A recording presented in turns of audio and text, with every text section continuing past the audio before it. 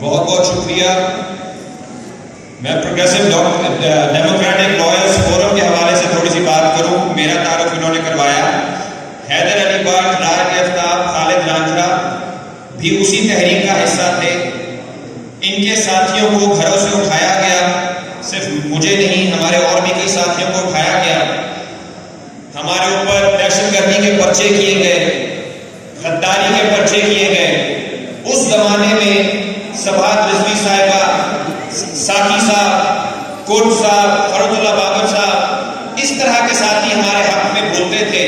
ہم سب کو غدار کہا جاتا تھا اور چند منسٹر مسلسل ٹویٹر پہ، سوشل میڈیا پہ کہتے تھے کہ یہ بغاوت کر رہے ہیں، یہ فوج کے خلاف بولتے ہیں، یہ کسی بیرونی ایجنڈے پر ہیں. ہمیں سی آئی اے کا بھی بنایا گیا، ہمیں را کا بھی بنایا گیا، این ڈی ایس کا بھی بنایا گیا، موساد کا بھی. ہم خود کنفیوز ہو گئے تھے کہ ہماری شناخت کیا ہے.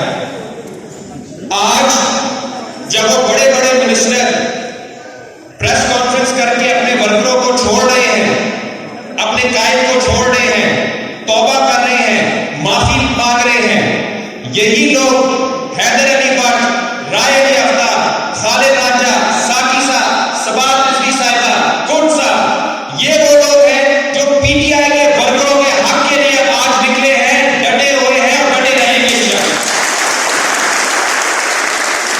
چند سال، 2 سال پہلے علی احمد کوٹ صاحب کی ایک تقریر تھی کہ 1 جرنیل اور 22 کروڑ عوام. یہ ایک بڑی مشہور تقریر ہوئی تھی آسما جہانگیر کانفرنس پہ.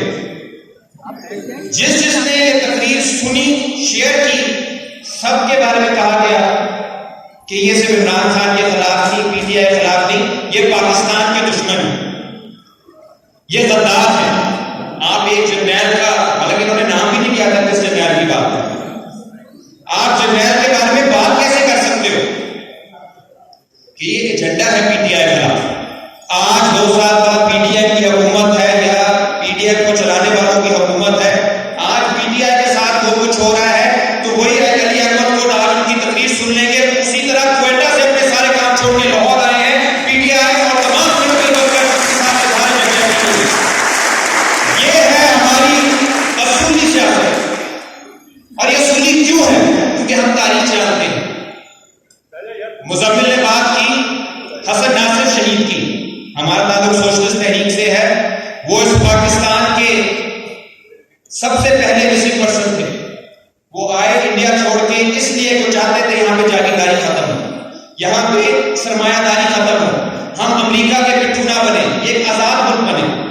حیدرآباد لندن سے اپنی زمینیں چھوڑ کے آئے تھے، ان کو اٹھا لیا گیا اور ٹارچر جو کر کے ان کو ختم کر دیا گیا. ان کی باڈی بھی آج تک نہیں ہوئی. یہ جنرل ایوب کے دور میں اور ہم انہیں پوچھ نہیں سکے جنہوں نے کچھ کیا.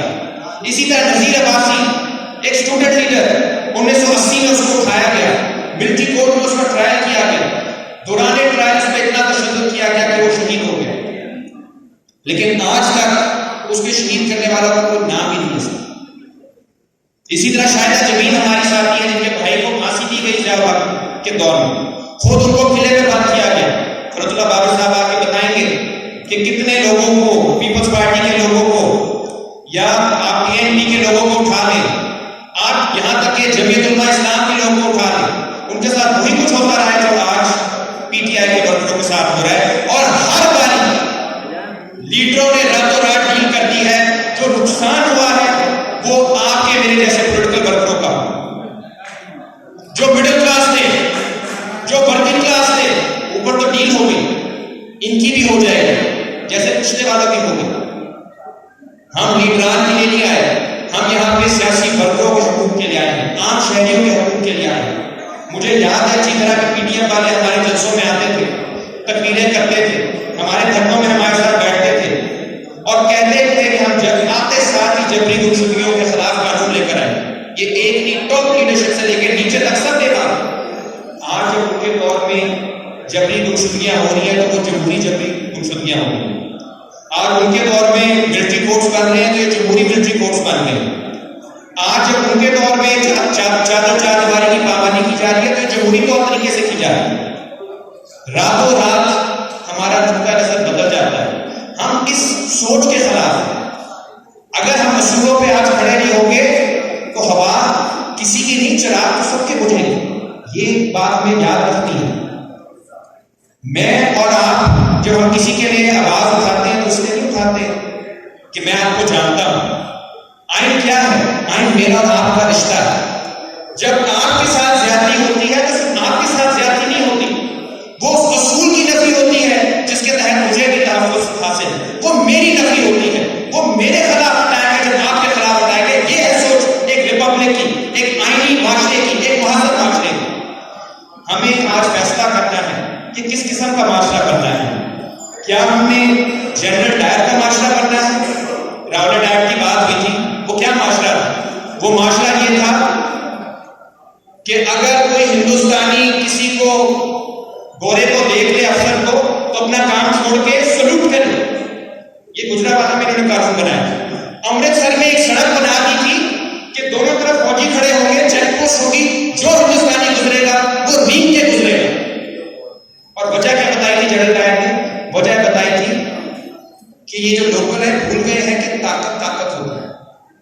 وہ بھول گئے ہیں کہ اصل طاقت کا چشمہ عوام نہیں، ریاست ہوتی ہے. وہ بھول گئے ہیں کہ یہ ہندوستانی ہے، یہ لوکل ہے اور ہم سامراجی. یہ فرق جو عام شخص میں اور سامراج میں کیا جاتا تھا، آج تک وہی کچھ ہو رہا ہے. بار بار خوف کی جو بات ہو رہی ہے، we have turned into a republic of fear. یہ اسلامک ریپبلک نہیں ہے، یہ ریپبلک آف فیئر ہے. ہر شخص کو افسدہ ہے. مجھے کل سے کال آ رہی ہے کہ آپ نہ بولیں، بوائکاٹ کریں اس ایونٹ کا، کیونکہ اس کے انجام جو ہے وہ بہت شدید ہو سکتے ہیں. یہ کالیں ہمیں پی ٹی آئی کے دور میں بھی آتی تھی، آج بھی آ رہی ہے، کل کو بھی آتی رہیں گی. پہلے بھی ہم نے بھرتیوں کو اپنی جوتی کی نوٹ پہ رکھا ہے، آج بھی رکھ رہے ہیں.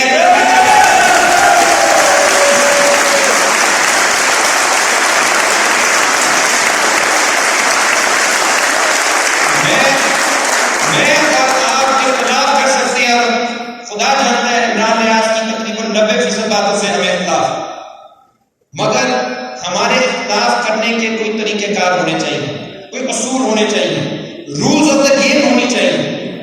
ہم فٹ بال کھیلتے ہیں، مخالف ٹیمیں ہوتی ہیں، مگر اگر آپ ایک ٹیم کو یہ حق دے دیں کہ وہ ہاتھ سے بھی کھیلنا شروع کر دے، وہ بیچ میں بندوق بھی لے آئے، وہ بیچ میں لوگوں کو غائب بھی کر دے دوسری ٹیم کو، تو پھر یہ کوئی فیئر مقابلہ نہیں. ہمیں نظریاتی بحث کرنی ہے.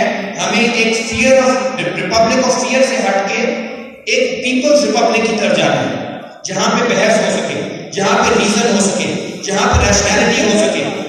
میں بات کا اختتام کرتے ہوئے بس یہ بات کہوں گا کہ جو حب الوطنی کے ہمیں سرٹیفکیٹ دیتے ہیں، وہ یہی بات یاد رکھیں، جب اس ملک کے اس کی سالگرد کے اوپر بات ہوئی ہے، ایسا کبھی نہیں ہوا کہ پاکستان کی عوام اپنے داروں کے ساتھ نہ ہو.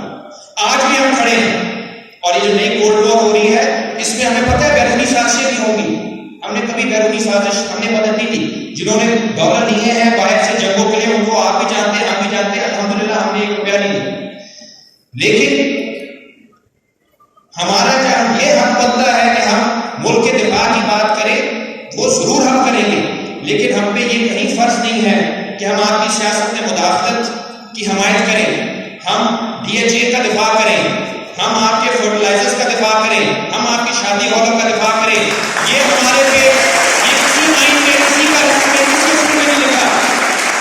آپ سیاست میں آئیں گے، آپ معیشت میں آئیں گے، تو پھر آپ میں یہ حوصلہ، یہ ہمت بھی ہونی چاہیے کہ آپ ہماری تنقید سن چکے، تنقید برداشت کر سکیں. کیونکہ یہ جس طرح خود صاحب کہتے ہیں 22 کروڑ 23 کروڑ کا ملک ہو چکا ہے، 23 کروڑ لوگوں کا. چند لوگ اس کے فیصلے نہیں کر سکتے. میں ایک مثال دے کے جانا چاہوں گا ملک مضبوط کیسے ہوتے ہیں. ویتنام ایک ملک جس کو 50 کی دہائی میں پہلے فرانس والوں نے بمباری اس میں شروع کی، پھر امریکہ نے 60 کی دہائی میں ان پہ بمباری شروع کی. اتنے بم ویتنام میں گرائے جتنے دوسری جنگ عظیم میں بھی نہیں گرے تھے. وہ اپنے لیڈر ہو چی مین اور ان کی جو پارٹی تھی ویت کانگ، اس کے ساتھ جڑے رہے. انہوں نے کسانوں کی بات کی، انہوں نے طلبا کی بات کی، انہوں نے عورتوں کی بات کی، انہوں نے مڈل کلاس کی بات کی، انہوں نے ورکروں کی بات کی. 25 سال کی بمباری کے بعد فرانس پہلے بھاگا، پھر امریکہ بھاگا،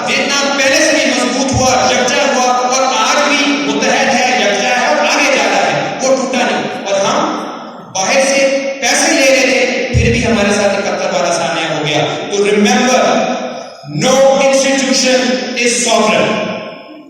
کوئی ایک ادارہ sovereign نہیں ہے. اگر اللہ تعالیٰ کے بعد کوئی sovereign ہے تو وہ پاکستان